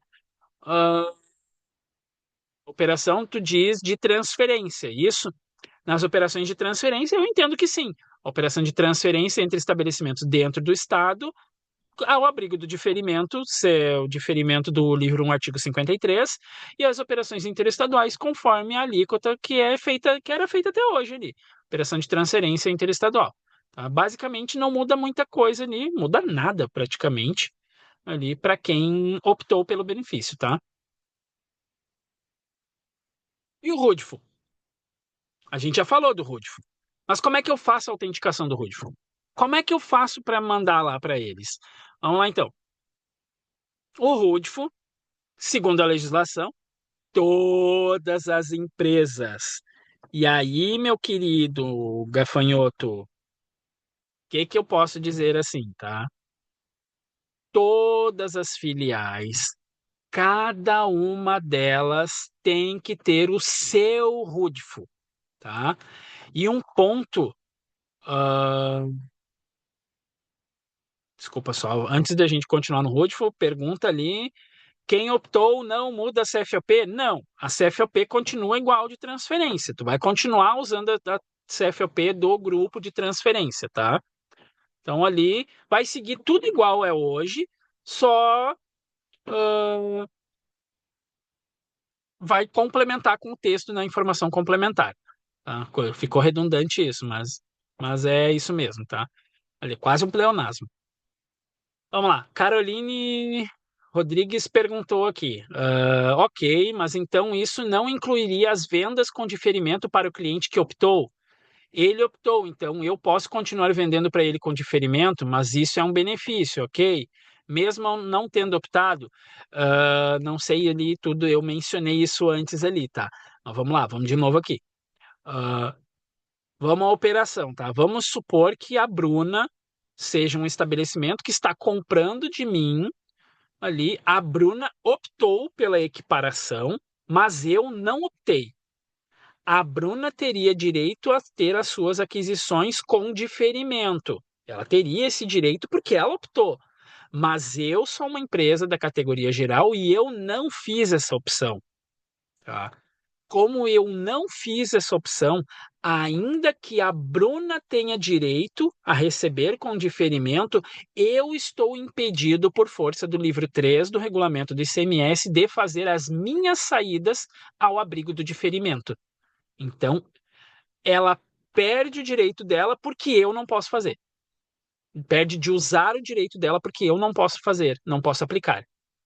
Sim, vai tributar a alíquota cheia, 17%, e tu vai poder tomar crédito de 17%. Ou 25%, se for o caso, né, ali, mas vai tomar o crédito a alíquota cheia. Ali, porque a tributação, obrigatoriamente, a minha tributação tem que ser a alíquota cheia. Então, tu, por força lá do livro 1, artigo 31, ali do regulamento, tudo bonitinho, ele vai dizer que tu vai tomar aquilo destacado no documento fiscal ali, e tu não tem impedimento de tomar, porque não vai estar errado. O documento não vai ser um destaque a maior, que isso é uma vedação ao crédito, ali, o motivo de fazer essa mistura de coisas, porque um desocupado resolveu questionar na justiça, dizendo que eu tinha direito de sei lá o quê. Se eu acho esse advogado, eu digo, eu dou um papo no de ser advogado, tá, hoje. Ali, porque só tá dando dor de cabeça pra gente. Mas vamos lá. Voltando ao Rudifo, tá? E tem a ver o diferimento parcial com isso? Tudo a ver. Seja diferimento total ou diferimento parcial, fica impedido de usar a pessoa jurídica, no caso, né, ali, o estabelecimento, o contribuinte do ICMS, que não fez a opção pela equiparação. Ele fica impedido de usar. A lei, o decreto ali, ele diz que fica impedido de usar o diferimento previsto no livro 3 do regulamento. O diferimento previsto no livro 3 é tanto o diferimento total quanto o diferimento parcial. Por que fizeram esse decreto? Porque o estado do Rio Grande do Sul gosta de complicar. Só por isso. Porque assim, vamos lá. Para fins de comparação, tá? Eu tive lendo algumas das regulamentações de outras unidades da federação. O estado de São Paulo, por exemplo, não botou essa bagunça. Ele só disse ali, pode fazer, pode transferir ali e tal, nos termos ali, e não afeta os benefícios fiscais previstos. Ponto. É isso que está no decreto que saiu em São Paulo ali. São Paulo até tinha feito algo parecido com limitação de benefícios, mas eu acho que alguém andou gritando lá e eles revogaram esse decreto através da publicação de um novo decreto simplificando isso. Se eu não me engano, decreto 69.127 de 2024, lá no regulamento de São Paulo, tá? Então, mas aqui fizeram essa miscelânea e essa bagunça, e deixa eu contar para vocês, Santa Catarina fez um copia e cola da legislação gaúcha. Então, a mesma baguncinha que a gente tem aqui, os Catarina vão ter também, tá? Então, supermercado categoria geral, optei. Tenho que cuidar se meus fornecedores optaram ou não? De uma certa forma, sim, tá? Porque se o teu fornecedor não optou, ele não vai poder vender com diferimento para ti, ainda que tu tenha feito essa opção, tá? Então, tu tem que ter essa atenção também com os teus fornecedores. E aí, muitas vezes, o teu próprio fornecedor já vai te dizer assim, ó, eu não posso te vender com diferimento porque eu não fiz a opção. Então, vai ser uma zona ali, capaz de uma zona ser mais organizado, mas tudo bem, não sei, nunca fui mesmo, então. Vamos lá. Rudifo, voltar para o Rudifo, vamos lá. A autenticação do Rudifo. Instrução normativa 126 de 2024. Então, ela trouxe a possibilidade dessa opção ali da autenticação ser feita de forma eletrônica, não necessitando mais nós levantarmos da nossa cadeirinha e ir até a repartição da Cefaz, a unidade de atendimento, para fazer a autenticação presencial. Como é que a gente faz isso? Lá no ECAC, bonitinho ali, lá nas opções, lá meus serviços, na autenticação de livros fiscais, tu vai aqui, autenticação do livro modelo 6, RUDFO. Aí ali, ou então para empresas baixadas, alterações ou cancelamentos do livro, tá? Então, tá bonitinho aqui. Então, aqui, o que mais aqui, ó? Vamos lá, autenticação se dará por meio do preenchimento vamos lá, para o protocolo, tá? Estamos encaminhando o protocolo, tá? Vamos encaminhar. Este é o modelo do formulário. Esse formulário está na carta de serviços, tá? Então ali vai preencher. Que campos eu vou preencher na requisição? Os dados do estabelecimento solicitante, razão social, inscrição estadual, CNPJ, tal, tudo bonitinho. Que opção que eu vou flegar aqui? Autenticação, tá? Ó, para empresas com inscrição ativa no cadastro, esse protocolo eletrônico deve ser utilizado apenas para autenticação do livro RUDFO. Ou seja, se eu já tenho uma empresa, uma inscrição ativa, eu tenho que fazer a autenticação do RUDFO. Então, vou preencher o meu RUDFO. Que tipo de livro eu vou marcar aqui, ó? O livro 8, ó, livro Registro de Utilização de Documentos Fiscais e Termos de Ocorrência, o RUDFO. Vou marcar aqui. Aí vou marcar o xizinho aqui, ó. É esse aqui o que eu estou indo. O número da autenticação eu só vou assinalar se eu já tiver uma autenticação nele. E aí eu quiser fazer uma alteração ou um cancelamento. Quando que eu tenho que autenticar um RUDFO? Na abertura da empresa, de preferência. Se eu já tiver um, por exemplo, eu enchi ele ali, eu tenho que autenticar um novo livro do RUDFO. Tipo, ó, eu já enchi todo aquele, estou comprando um novo para seguir a vida. Beleza, vamos lá. Então, ali tu também vai preencher os dados do solicitante, aqui bonitinho, e vai assinar via assinador digital lá do protocolo eletrônico, tá? Então, tu vai encaminhar o protocolo ali bonitinho e vai colocar.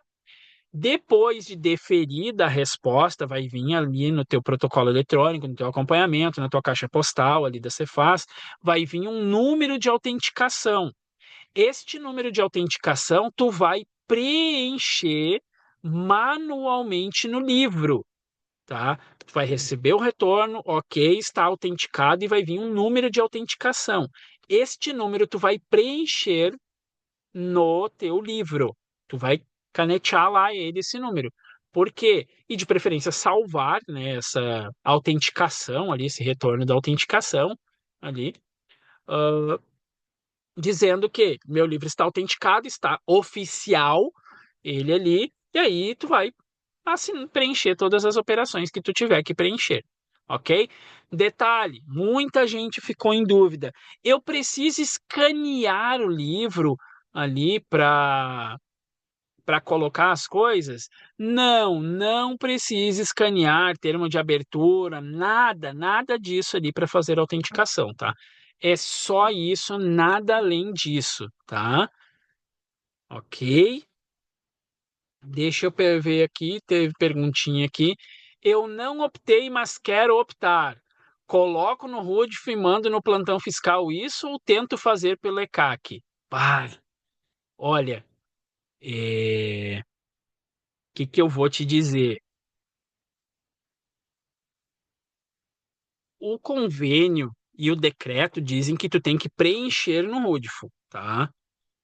Tu, se tu já tem um RUDIFO autenticado e muitas vezes tu pode protocolar ali e a Cefaz vai te dizer, porque tem gente que tem um RUDIFO autenticado a 1800 e tudo era em preto e branco ainda lá e nem se lembra mais que existe um RUDIFO autenticado.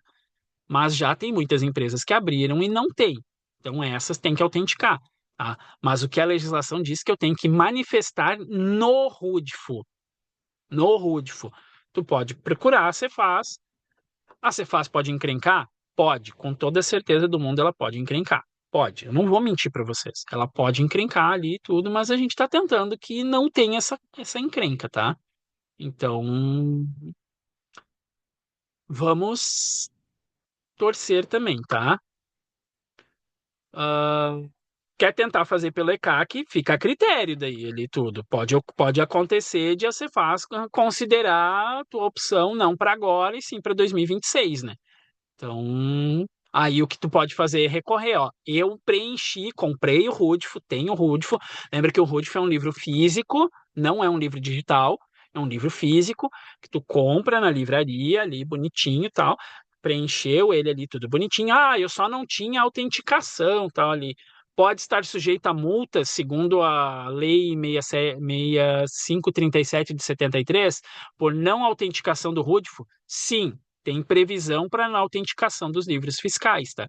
Então pode acontecer de tu tomar uma multa ainda, tá? Então só fica esperto nisso. Vanessa, só trocou a ordem das coisas. Antes tínhamos diferimento ou redução lá pelo livro 3. Ah, ok, agora temos só esse diferimento ou redução se optar. Tá, peraí, vamos lá. Eu meio que não entendi direito isso. Vamos lá. Diferimento ou redução de base de cálculo. Isso é um outro ponto, tá? Vamos ali. Quem tem redução de base de cálculo não pode usar diferimento. É vedado o diferimento, tá? É vedado. Isso é vedação. Tá lá nos termos do diferimento, lá dizendo assim, ó, este diferimento não se aplica. E ali tem as operações, as situações, e uma dessas situações é quando há redução de base de cálculo. Então, quando há redução de base de cálculo, e a redução de base de cálculo, meus queridos, se tem previsão, é obrigado a usar, não é opcional. Redução de base de cálculo não é opcional, é obrigação, tá? Tu pode ser autuado por não estar usando redução de base de cálculo. Não é um benefício fiscal opcional, tá? É obrigação, tá? E a isenção, quando é prevista, também é obrigação, tá? É obrigação, não é opcional, tá? Ah, o diferimento vai continuar existindo tudo normal para quem fizer a opção. Quem não fizer a opção, tu perde o direito ao uso do diferimento, total ou parcial. É isso. Não vamos misturar com a redução de base de cálculo, tá? E aqui a gente está falando das operações de transferência entre estabelecimentos do mesmo titular, tá? Então, uma coisa que fica, e aí é uma dúvida que eu tenho, e nós já solicitamos o questionamento à Cefaz, tem uma operação de remessa para industrialização. Eu não optei pela equiparação das operações tributadas ali. Vou poder transferir a minha remessa para industrialização com diferimento total? Porque é uma outra operação. Ao que dá a entender hoje, não. mas vamos depender da resposta da fiscalização, tá? O que pode acontecer, depois eu gravo um videozinho, boto lá no Instagram ali, tudo para todo mundo ver, tá? Correr não é uma opção, exatamente. Tá ali tudo. Então, quem tem já o RUD for autenticado, só vai e preenche. Aí o máximo que vai acontecer é tu pegar e dizer assim, ó, dona Cefaz, eu esqueci de comunicar via ECAC, mas eu fiz a opção no livro em 31 de dezembro. Tá? Quem já tem um RUD lá de muito tempo ali. Como faz a opção pelo ECAC ou a autenticação? Não entendi a pergunta ali. Esse ECAC é o ECAC da Cefaz, tá? A opção, ela é feita pelo ECAC ali, daí tem lá um termo de... deixa eu abrir aqui, eu vou ter que abrir aqui uma situação. O brabo é que vai aparecer os dados, né? Ah, deixa eu ver. Peraí. Eu vou aqui, aí num momentinho aqui a gente abre e volta ali, tá? Pra gente aqui. No final aqui eu vou ver se eu consigo pegar ali, eu mostro qualquer coisa, Vanessa, eu te mando um print, tá? Editado ali, boto um printzinho pra ti ali depois no WhatsApp, tá bom? Ah, e pra quem mais quiser também, tá? Não é exclusividade, tá? Então aqui as bases legais, tá? Que nós colocamos aqui. Como faltam 10 minutinhos, tá? Então a gente fechando aqui essa parte.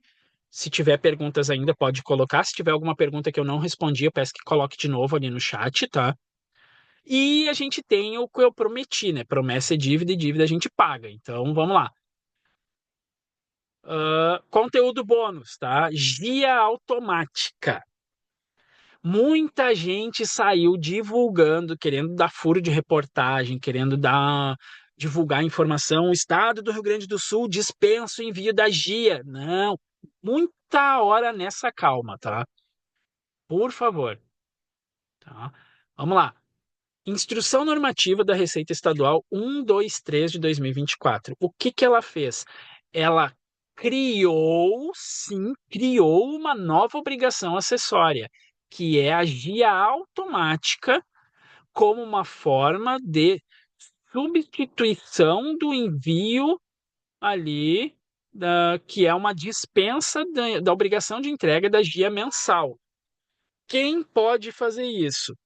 Neste primeiro momento, somente bares e restaurantes previsto lá no livro 1, artigo 38A, aqueles mencionados na classe do CNAE 561, lá, isso do CNAE, não é CAI, CNAE, que tem a sua atividade preponderante dentro daquilo ali, tá? Então, esses daí, classificados com bares e restaurantes, sorveteria, pizzaria, açaiteria, esses caras assim tudo, padarias, dependendo da situação também, ali. Então, alguns casos, tá? Tudo vai depender do CNAE, tá? O CNAE preponderante. Se ele optou pelo regime diferenciado de bares e restaurantes, esta empresa pode também, e presta atenção, optar pela guia automática. Ela não é uma obrigação, ela é uma opção para quem tem um regime diferenciado de bares e restaurantes. O regime diferenciado de bares e restaurantes ele foi prorrogado a sua vigência. Em princípio, encerrava em 31 de dezembro, mas foi prorrogado até 31 de dezembro de 2028. Tá? Então tem mais aí 4 anos, basicamente, aí. 25 inteiro, 26, 27 e 28, tem mais 4 anos ainda ali. E nesse meio tempo, quem quiser pode optar pela guia automática. Então tem todo um regramento da guia automática ali, conforme a instrução normativa 123 de 2024. Tem o regramento de códigos que devem ser preenchidos, os prazos, a auditoria dessa guia, porque ela, assim, o que que acontece, tá? Tu vai mandar só o SPED fiscal, tá? Esse bar e restaurante vai mandar só o SPED fiscal e no SPED fiscal ele vai preencher. Começa como? Lá no registro E115 do SPED deste bar ou restaurante, optante pelo regime diferenciado, não basta ser bar ou restaurante, tem que ser optante pelo regime diferenciado. Se não for, não pode usar guia automática, tá? Então, isso é muito claro ali, tá? Então, ali, se o bar ou restaurante optante pelo regime diferenciado quiser usufruir da guia automática a partir da competência 2 de 2025, entrega 2 de 2025, não, apuração 2 de 2025, ou seja, primeira entrega lá em março. Então, lá vai usufruir ali. Eu quero testar a guia automática. Ok. Começa preenchendo o registro RS 999999 lá no E115 do SPED. Então, o que que o Estado vai entender? Esse cara quer a guia automática. Então, ele não vai precisar entregar a guia convencional, a guia mensal. Ele está dispensado dessa entrega. Até quando? Até quando ele quiser, até quando ele for proibido de usar, porque tem muitas inconsistências na guia automática dele, ele não corrigiu essas inconsistências. Então, a guia automática vai emitir um recibo de aceite ou não na caixa postal eletrônica. Tu tem que acompanhar esse recibo da guia automática, também, igual faz hoje da guia convencional. Se vai estar aceita, aceita com inconsistência ou recusada, não aceita, no caso, né? Então, isso tem que ser alinhado, ajustado bonitinho, tá? Então, é um direito específico por enquanto. Então, assim, estamos caminhando para a extinção do envio da GIA, não a extinção da GIA, a extinção do envio da GIA. Que a GIA vai. Eu vou te dizer assim, ó, aqui é opinião pessoal com todo o pleonasmo possível, tá? Ali, vamos lá. É a minha opinião. A GIA não deveria ser extinta, deveria ser deixado de entregar, dispensada a entrega para quem preenchesse ali no SPED algumas coisas. Para todos os contribuintes? Não, não é para todo mundo. Isso é para quem tem uma operação simples, débito e crédito básico ali e tal, tudo. Então, minha opinião é isso. Quem usa Fundopen, quem usa 2.000 e tantos recursos diferentes e créditos de sei lá o quê, de importação e diferimento disso, e crédito presumido de e-commerce e outras coisas mais, esse cara tem que entregar mesmo. Porque esse cara ele tem uma operação mais complexa. Então ele tem uma bagagem para poder fazer a GIA de uma maneira mais adequada. Então, mas o pequeno, aquele carinha que é só débito e crédito, débito e crédito, débito e crédito, de vez em quando tem uma TSC, tem um DIFAL aqui e tal, um ICMS de antecipação, outra coisa, que são coisas simples, que já está hoje, inclusive, dispensado da emissão do documento fiscal, muitos deles. Então, esse carinha pode, para mim, ser dispensado da GIA, entrar na GIA automática. E eu creio que este será o caminho para os próximos anos. Paulatinamente ser inserido novas categorias na opção da GIA automática, tá? Mas isso vai depender do nível de opção, o nível e a qualidade da informação que for preenchida na FD, tá? Então é bem importante isso, tá? Então a gente precisa estudar tanto ali os CBNFs, os preenchimentos, E115, E111, os códigos ali, esquece aquela coisa de outras para tudo. Então tem que ser preenchido as coisas da maneira adequada, tá? Bom, agradeço a vocês. Vamos aqui, perguntinhas mais, vamos lá. Voltando ao tema principal ali, optando pela equiparação, vou creditar ICMS lá na minha filial, uma filial em São Paulo, e lá começa a acumular saldo. Há alguma forma de transferir esse ICMS de volta para o Rio Grande do Sul? Transferindo mercadoria. Tá? Transferir simplesmente crédito não pode entre unidades da federação. O que tu pode é transferir as mercadorias e com essas mercadorias o crédito pertinente à operação dessas mercadorias. Isso sim, tá? Mas a TSC pura e simples, transferência de crédito entre as unidades da federação, não.